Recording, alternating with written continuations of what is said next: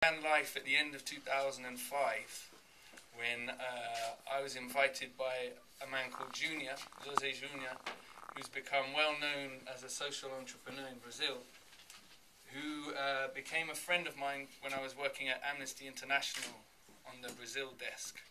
He asked me to come and write a book about his organization and what they do in Rio. This was because they were organizing their first tour to a foreign country. They were going to come to England and bring their social work, their band, which is their sort of flagship group, and they were going to bring it over to England and do work with young people, schools, cultural institutions there. He said, what we need is a book that helps people understand the context which we work in, which is an armed conflict in an otherwise peaceful situation in a city that's not supposed to be at war. So he invited me and a British writer called Patrick Neate, who's a friend of mine, who had written several books, to come and visit Rio, spend some time with them, learn about what they do and tell the story. And that's how the book began. It was first published by a small NGO in the UK in 2006. And then last year, a representative of Penguin was over in Rio. I gave him a copy of the book.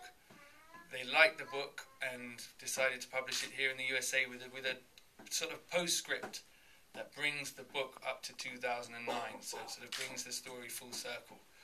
I'm very proud of the fact that the book's being published because it's the first widely available book in the English language to talk about what happens in Rio, which is something close to my heart. It's a city I've been going to for 16 years, and it's a city where every year the numbers aren't really that easy to register, but probably over 5,000 people die violent deaths.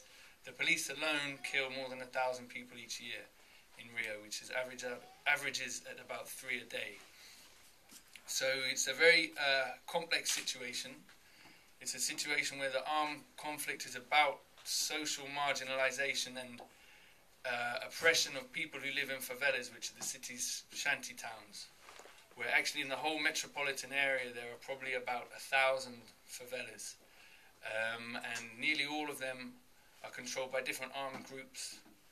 They're called factions, and they arose through the 90s and came to, consolidated their power at the end of the 90s.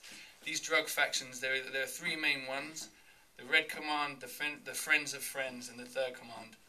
They control the territories, they control access, they have an armed presence on the street, they sell drugs, they fight with each other, they fight with the police, they do deals with the police as well, and they're vying for control of these territories, and really the economic resources that are represented by having large informal communities where there's informal services, so there's a lot of money to be gained, not just from the drugs but from other aspects of life in the communities. And recently as well in Rio there has been the rise of militias in the west of the city, which have been their groups of police and off-duty police that expel the faction and have taken over those areas, and they don't sell drugs, but again they charge for all the services, they charge people taxes, and they're sort of proof that it's not just about drug sales, it's also about territory and politics.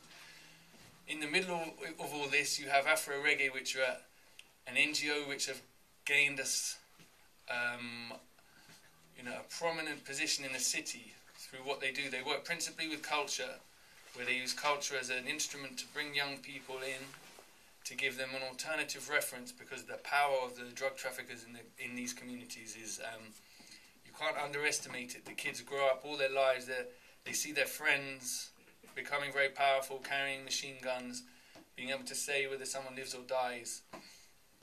And it sort of indoctrinates them from a very early age that these people are the most important people, that they represent the law and that they should try and emulate them. And what Afro Reggae does is show people there's another way. Using culture, it's created a platform to get certain members of the group in the media, to make certain among them very successful. It doesn't say that everyone's going to become a pop star or a singer or a famous actor. It uses culture really to bring in young people when they're at the vulnerable stage in their development, and and it gives them a sense of belonging, and it also gives them a safe space where they can make friends, do what they need to do without having to be exposed to the armed violence, to be on the street, to be exposed to the drug sales. So that's the book. Explains how these guys work and explains some of the dynamics in Rio, the political machinations behind this situation. And what Junior, when he first read the book in Portuguese, when we finally got it translated, he said, this is actually, it's a book about Rio, but with Afro Reggae as the main protagonist.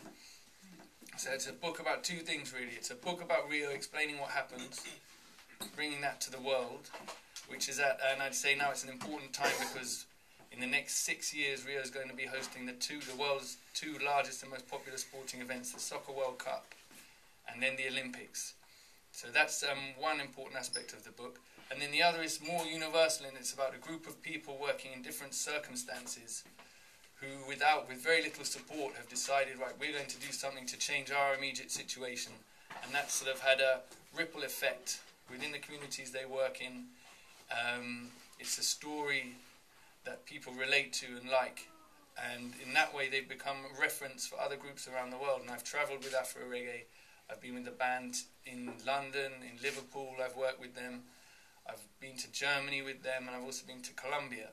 So I know the inspirational effect they have on young people and other groups working in other places. And that's why we asked Kim and Sapna to come and talk about their work here in Boston to show that the problems faced by young people in Rio, they might seem far removed and quite exotic, but in fact the circumstances may differ and the degrees of violence may differ, but in fact there are lots of elements in that situation which are the same the world over. So they're going to talk to us a bit about their work and try and put some of the questions that the book raises in a local context. So maybe I'll pass over to Kim. Sure. So my name's Kim, and I'm the Director of Programs at Zoomix, which is located in East Boston. And our mission is empowered youth who use music to create strong, positive change in their lives, their communities, and the world. And we've been in existence since 1991. And the roots of how we started was that in the early 90s in Boston, there was quite a wave of violence, particularly among young people. I think 1991 and 1992 had the two largest murder rates in the city of Boston, and a dramatic percentage of those were among youth. And so our executive director and founder, who could not be here tonight, founded Zoomix in her house as a way of bringing in teenagers to start writing songs about their experiences of what they were witnessing on the street. And from that, we have now grown into the organization that we are today.